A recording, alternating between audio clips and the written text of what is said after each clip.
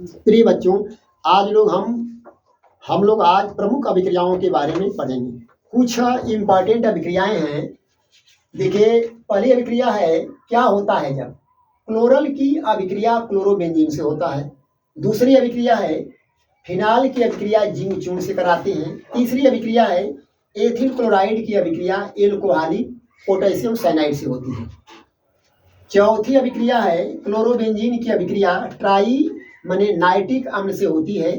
और पांचवी अभिक्रिया एथिल ब्रोमाइड की अभिक्रिया सोडियम एथॉक्साइड से होती है। और छठी जो अभिक्रिया है क्लोरोफॉर्म की अभिक्रिया एसीटोन से क्षार की उपस्थिति में कराते हैं। तो हम लोग इन सभी अभिक्रियाओं को क्रम से एक एक देखेंगे। तो पहली अभिक्रिया देखिए आप लोग। पहली अभिक्रिया हमारी है क्लोरल की अभिक्रिया। देखिए पहले क्लोरल क्या होता है। क्लोरल को हम लिखेंगे ट्राई क्लोरो, 3 है क्लोरीन, ट्राई क्लोरो एस्टेल्डिहाइड के नाम से जानते हैं। ये ट्राई क्लोरो एस्टेल्डिहाइड है, इसको हम कहते हैं क्लोरल। और इसकी अभिक्रिया कराते हैं क्लोरोबेंजीन से, माने क्लोरोबेंजीन के 2 अणु भाग लेते हैं। आप देखिए, अब 2 अणु भाग लेंगे।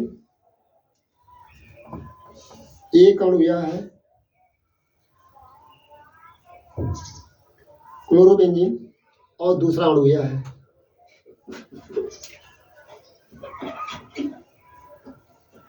अब इसे एक हाइड्रोजन निकलेगा, क्योंकि जब कोई दूसरा अणु इसे जुड़ता है तो बेंजीन से एक अणु क्या होता है, निष्कासित हो जाता है और ये भी क्या है, एक अणु निकलेगा। अब जो ऑक्सीजन है माने क्लोरल का ऑक्सीजन और क्लोरोबेंजीन का एक एक हाइड्रोजन क्या होंगे, निष्कासित होंगे और जल का एक अणु बनेगा। अब इसको निकाल दीजिए। जो ही निकालेंगे तो जल क्या होगा, निष्कासित होगा। और ये अभिक्रिया जो होती है सांद्र H2SO4 की उपस्थिति में होती है और जल का एक अणु क्या होगा, निष्कासित हो जाएगा। अब देखिए, अब बनेगा DDT। तो यहाँ आप लिखेंगे CCl3 और CCl3 और क्या है CH। अब पुनः बनाइए क्लोरोबेंजीन यहाँ पर।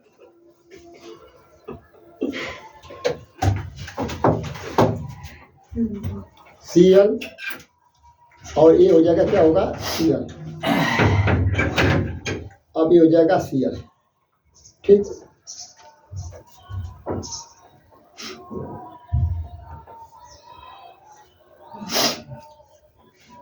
अब देखिए, अब क्या बनेगा,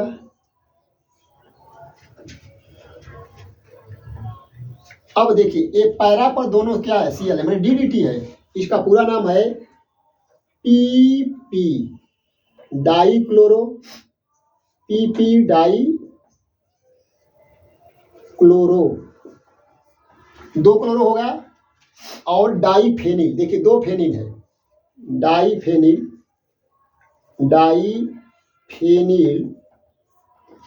ट्राई क्लोरो। देखिए 3 क्लोरो है, ट्राई क्लोरो एथेन अर्थात DDT। इस प्रकार हम लोग क्लोरल से DDT के निर्माण के बारे में पढ़े। जब क्लोरल की अभिक्रिया बेंजीन के 2 अणु से कराते हैं तो बेंजीन के 2 अणु से कराते हैं तो बेंजीन के दोनों अणु से एक एक हाइड्रोजन और क्लोरल से एक ऑक्सीजन का अणु निष्कासित होता है और जल बनता है। और हमारा उत्पाद के रूप में बनता है DDT, माने PP di chloro di phenyl tri chloro ethane. तो इस प्रकार यह क्या है, हमारी प्रथम अभिक्रिया पूरी हुई। दूसरी अभिक्रिया है फिनाल की अभिक्रिया जिंक चूर्ण से कराते हैं। अब दूसरी अभिक्रिया देखिए, दूसरी अभिक्रिया अब देखिए आप, ये फिनाल है और फिनाइल हो गया और इसकी अभिक्रिया हम जिंक से कराते हैं, आसवन कराते हैं। तो जब फिनाइल की अभिक्रिया जिंक से होती है तो ये जो ऑक्सीजन होता है वो क्या निष्कासित हो जाता है और बेंजीन बन जाता है। सबसे आसान अभिक्रिया है। ये बेंजीन बन जाएगा और इसके बाद बन जाएगा जिंक ऑक्साइड। अर्थात क्या होता है जब फिनाइल की अभिक्रिया जिंक चूर्ण से कराते हैं, तो ये फिनाइल है और ये जिंक है। अब यहाँ से ऑक्सीजन क्या होगा, जिंक के साथ अभिक्रिया करके जिंक ऑक्साइड बनाता है और ये बनता है बेंजीन। बेंजीन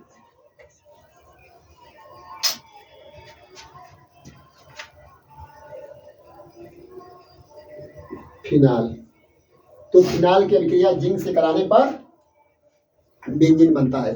तीसरी अभिक्रिया देखिए आप, तीसरी अभिक्रिया है एथिल क्लोराइड की अभिक्रिया एल्कोहलिक पोटेशियम साइनाइड से। ये सभी अभिक्रियाएं इंपॉर्टेंट हैं और हमेशा एग्जाम में आती हैं, इसलिए क्या है आप इन सबको बार बार रिवाइज कीजिए, जितना ही लिखेंगे उतना ही याद होगा।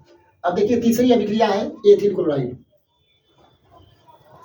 CH3 CH2 Cl, ethyl chloride है और इसकी अभिक्रिया कराएंगे हम किसे, पोटेशियम साइनाइड से। पोटेशियम साइनाइड ये एल्कोहलिक है, ये क्या है एल्कोहलिक है। अब देखिए अब पोटेशियम और Cl दोनों क्या है आपस में अभिक्रिया करेंगे और ये निष्कासित हो जाएंगे। अब बना क्या, बनेगा एथिल साइनाइड CH3 CH2 और पोटेशियम साइनाइड, ये पोटेशियम साइनाइड हो गया। तो एथिल साइनाइड और इसके बाद बनेगा potassium chloride KCl, ethyl cyanide,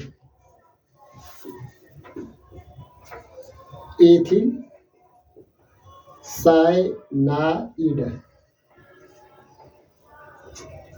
और पोटेशियम क्लोराइड। ये अभिक्रिया कई बार आया है और इससे अभिक्रिया कोई आसान हो नहीं सकती है, अतः ये अभिक्रिया क्या है बहुत ही क्या है इम्पॉर्टेंट है।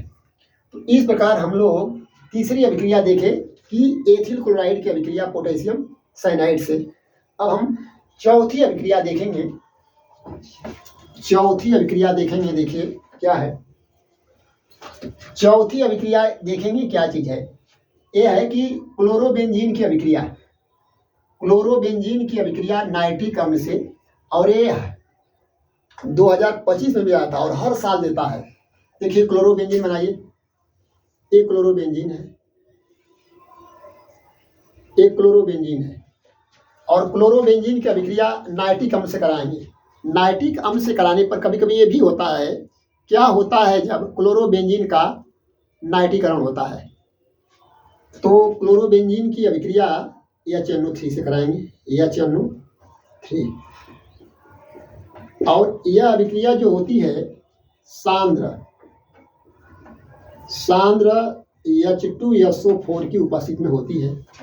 देखिए अब ये जान लीजिए, बताया भी गया था जब भी एरोमेटिक यौगिकों में क्या है HNO3 से अभिक्रिया होती है तो हाइड्रोजन का एक मॉलिक्यूल और ऑक्सीजन का एक, ये इसको नहीं लिखा जाता, सीधे लिखा जाता है NO2 लिखा जाता है।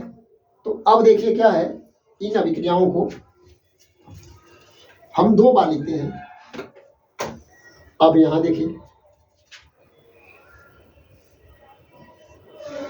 पहले आसान है, इससे आसान कुछ हो नहीं सकता है। पहले आप क्लोरोबेंजीन लिख लीजिए और एक और लिख दीजिए क्लोरोबेंजीन। अब ये भी क्लोरोबेंजीन है। अब NO2 को क्या है एक जगह लिखेंगे क्या है आर्थो पर, एक जगह लिखेंगे आर्थो पर और दूसरा लिखेंगे क्या है पैरा पर। तो इस प्रकार क्या बना, मने आर्थो नाइट्रो क्लोरोबेंजीन बना और इसके बाद पैरा नाइट्रो क्लोरोबेंजीन बनता है। तो इस प्रकार क्या है क्लोरोबेंजीन की अभिक्रिया HNO3 से। देखिए हमेशा HNO3 का केवल NO2 ही लिखेंगे, एक लिख दीजिए आर्थो पर, दूसरा लिख दीजिए पैरा पर। अब हमारी पांचवी अभिक्रिया है और पांचवी अभिक्रिया क्या है एथिल ब्रोमाइड की अभिक्रिया सोडियम एथॉक्साइड से। माने क्या होता है जब एथिल ब्रोमाइड की अभिक्रिया सोडियम एथॉक्साइड से होता है, इसे विलियमसन संश्लेषण के नाम से भी जानते हैं। Ethyl bromide CH3 CH2 Br, इसे हम एथिल ब्रोमाइड कहते हैं और इसकी अभिक्रिया कराते हैं सोडियम मेथॉक्साइड के साथ। देखिए इसका फार्मूला है C2H5ONa, इसे हम ऐसे भी लिख सकते हैं NaOC2H5। अब देखिए क्या होगा, अब ये Br और Na निकल जाएगा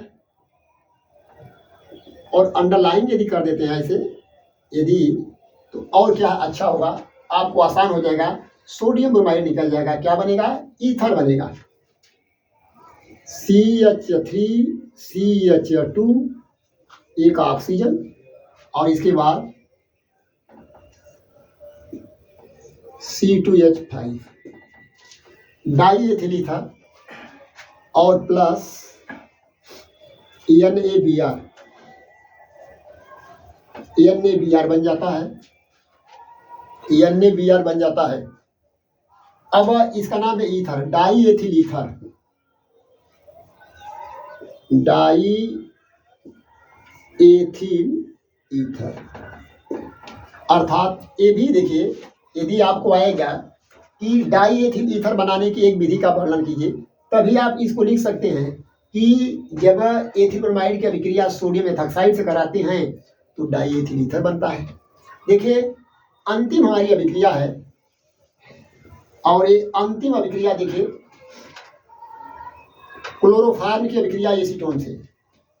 अब देखिए एसीटोन है CH3 CH3 और AC डबल बॉन्ड O, ये एसीटोन है, इसको एसीटोन के नाम से जानते हैं, एसीटोन है। और एसीटोन की अभिक्रिया किससे है, क्लोरोफॉर्म से, प्लस CHCl3। अब देखिए क्या है, बहुत ही अच्छा इसका बनता है क्या, क्लोरीटोन, एक टॉनिक बनता है। अब देखिए आगे लिखेंगे CH3 अब AC लिख देंगे। अब देखिए जो डबल बॉन्ड है, एक यहाँ लिख दीजिए, एक यहाँ लिखिए, हम एसीटोन को ही लिख रहे हैं, CH3 और C लिख दिया और एक ऑक्सीजन को यहाँ लिख दीजिए। देखिए ऑक्सीजन को बड़ा प्यार है हाइड्रोजन से, अब ये क्या है, हाइड्रोजन यहाँ जाएगा ऑक्सीजन के पास और बचा आपका CCl3 बना। कितना आसान है, पहले CH3 C और ऑक्सीजन लिखेंगे, क्लोरोफॉर्म का आप हाइड्रोजन यहाँ लिख दिया, बचा के आपका CCl3 और इसका नाम है क्लोरीटोन, नाम है क्लोरीटोन। यह एक औषधि है और यह है क्लोरोफॉर्म।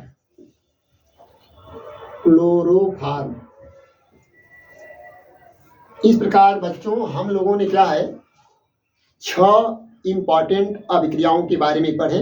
धन्यवाद और इसे आप याद करें और कमेंट करें। Thank you very much.